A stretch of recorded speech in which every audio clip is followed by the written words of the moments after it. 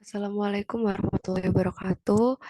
Perkenalkan, nama saya Sofi Dwi Aprilia dengan NRP 500120109. Di sini saya akan menjelaskan mengenai EAS inversi. Untuk persoalannya yaitu tentukan nilai parameter A, H, D, eta, dan Q. Dan solusi gravity anomali menggunakan metode yang pertama itu metode Monte Carlo, yang kedua itu metode simulated annealing, yang ketiga yaitu genetic algorithm. Nah, untuk persamaan forward modeling sendiri dikutip dari uh,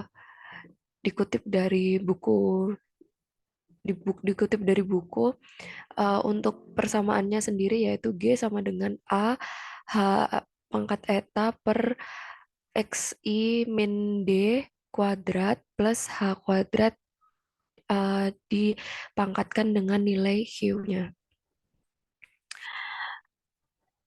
Dengan A sendiri itu merupakan koefisien amplitude, H merupakan kedalaman dari uh, posisi kedalaman anomali dari titik pengukuran, D itu posisi dari anomali tersebut sendiri, eta dan hi-nya sendiri itu merupakan bentuk dari anomali. Nah, ini untuk tabel explanation for the parameternya. Ini ada nilai etanya, nilai Q-nya. Ini untuk kategorinya sendiri. Nah, dari persamaan yang didapat dari persamaan ini, dari persamaan forward modeling ini, itu dapat dapat kita ini kan di MATLAB ya, jadi functionnya sama dengan G sama dengan graf A, H, mu, D, Q, Hi, dan X. Nah, N itu datanya, panjang data X-nya, G-nya sendiri itu merupakan zeros N1 for II. Ini rumus yang tadi itu kita dimasukkan. Nah, untuk yang persoalan pertama itu kan, oh ya, ini untuk pertama-tama itu menentukan model di semua metode atau di semua source code itu pasti pertama kali yang kita lakukan itu menentukan inisial model awal atau tebakan awalnya. Nah, untuk inisial model awalnya saya samakan di semua metode, yaitu untuk A-nya sendiri eh, saya melakukan perkiraan di A150 hanya dengan kedalaman 5,8, etanya 0,5, D-nya 35, dan Q-nya sendiri 1,1. Dengan batas minimumnya 100 dan batas maksnya itu 250 untuk A-nya. Untuk H-nya itu dengan batas 3,5 sampai dengan 8, eta 0 sampai 1, D-nya 30 sampai 40, Hi-nya itu 0,5 sampai 1,2. Di mana ini sudah mencakup semua parameter model dari 0,5 sampai 1,2 ini. Nah, yang pertama itu menggunakan metode Monte Carlo. Ini source code-nya untuk MATLAB-nya sendiri. Wow. Oke, mungkin nanti ya untuk metode Monte Carlo sendiri ini yang pertama kita lakukan yaitu memasukkan data pengukuran yang sudah dilakukan pengukuran, pengambilan datanya itu dimasukkan. Jadi ini load data ini untuk membaca data yang sudah didapat. Karena karena saya mencoba dengan format mat ini tidak terbaca, jadi saya menggunakan format SG ini. Nah, ini untuk panjang datanya, ini deobservasinya. Terus kita masukkan initial modelnya tadi yang sudah kita ditentukan, yang sudah saya tentukan itu saya memasukkan. Terus dimasukkan nilai minimum dan maksimumnya per data. Lalu dilakukan em, ini di grafnya ini functionnya kita dimasukkan functionnya di graf MG1 MD itu. Nah, setelah diplot itu didapatkan hasilnya itu ini inisial model dan hasil inversinya itu berbeda.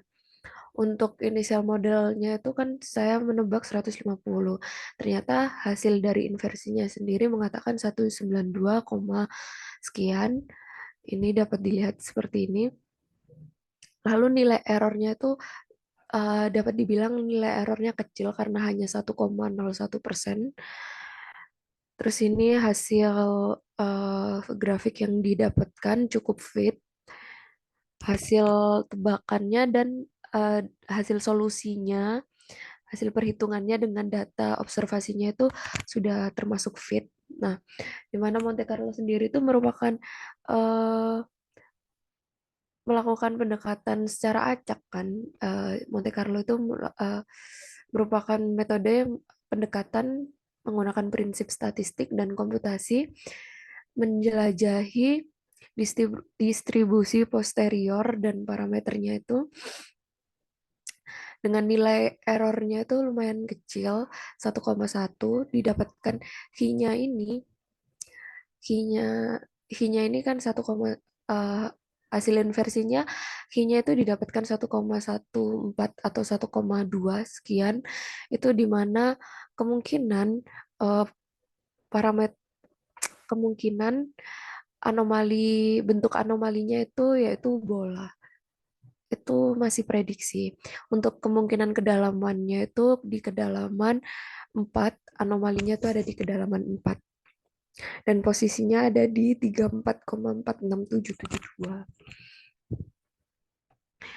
Lalu selanjutnya yaitu menggunakan metode simulated annealing, di mana metode ini tuh tidak jauh beda dengan metode Monte Carlo, tetapi ini tuh eh, hasilnya itu lebih bagus daripada Monte Carlo karena dia itu acak, tetapi nggak terlalu acak gitu loh.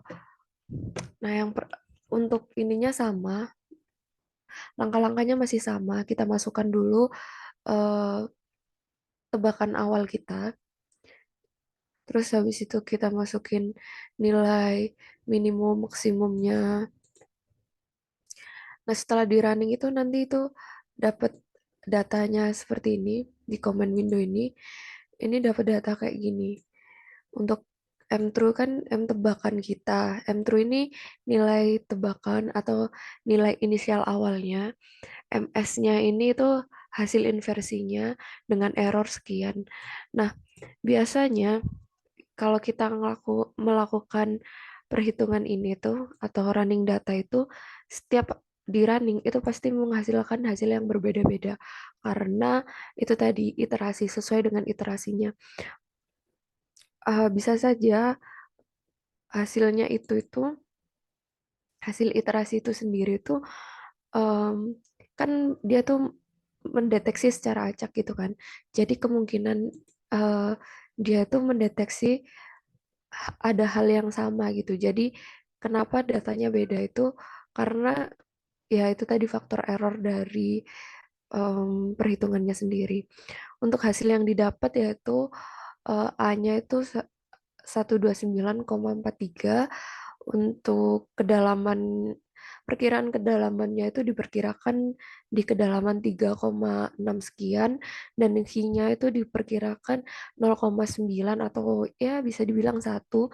Dengan satu itu kemungkinan anomali tersebut yaitu silinder vertikal karena nilainya itu satu. Dengan errornya ini awal saya melakukan running data itu errornya 0,8 dan datanya cukup fit dan saya mengambil data ini karena errornya kecil dan datanya juga cukup fit. Tapi setelah saya melakukan running ulang errornya gede, tapi tetap saya ambil yang errornya kecil.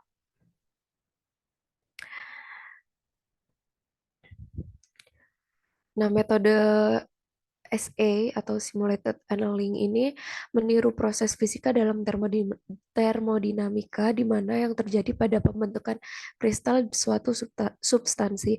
Nah, pendekatan ini tuh mengintegrasikan keunggulan dari metode Monte Carlo dan optimasi lokal. Sehingga di metode ini tuh minim sekali kita terjebak di minimum lokalnya. Jadi itu tadi kenapa errornya itu lebih kecil daripada nilai error Monte Carlo dan emang itu sesuai gitu. Errornya lebih kecil daripada error Monte Carlo itu hal yang sesuai dengan teorinya. Yang selanjutnya yaitu yang ketiga genetic algorithm. Ini tuh sedikit beda. Pertama kita melakukan tebakannya, inisial awal dulu, kita masukkan inisial awalnya dulu. Lalu em, kita masukin untuk ini NT-nya ini kita ganti dengan nilai variabel. Terus di ops-nya sendiri itu kita masukkan nilai SPM-nya itu kita masukkan, kita input nilainya. Nah, itu setelah kita lakukan running data itu hasilnya itu seperti ini. Nah, hasil yang saya dapat itu nggak terlalu fit, tidak terlalu fit dan errornya tuh cukup ya bisa dibilang gede 2,6 dengan A-nya itu 40,453. Diperkirakan kedalaman anomali itu berada pada 5,85 sekian. Q-nya itu 1,09 atau ya bisa dibilang satu di mana dia itu diperkirakan anomalinya berbentuk silinder horizontal. Nah, algoritma genetik sendiri itu merupakan mengadopsi dari pendekatan evolusi biologis untuk menghasilkan populasi yang lebih unggul atau sesuai dengan kondisi kondisi alam dan lingkungannya dengan prinsip survival of the fittest fights. Nah, metode ini tuh dimulai dengan menetapkan populasi awal. Jadi populasi awalnya itu ditentukan terlebih dahulu atau inisial awalnya itu ditentukan terlebih dahulu. Lalu dilakukan proses seleksi. Terus crossover untuk menciptakan gen baru atau crossover untuk uh, menghasilkan data baru NT itu tadi. Lalu mengalami mutasi pada beberapa gen dan hanya gen yang mampu bertahan yang akan dipertahankan. Jadi banyak seleksi yang dilakukan pada metode ini.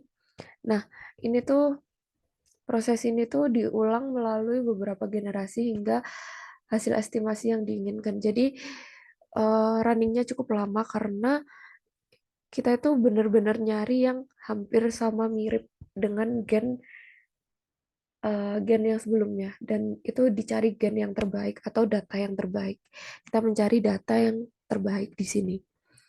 Itu saja yang dapat saya sampaikan, kurang lebihnya mohon maaf dan mohon maaf saya tidak bisa melakukan running di MATLAB bersamaan dengan saya merecord Zoom ini karena laptop saya tidak bisa untuk melakukan hal itu.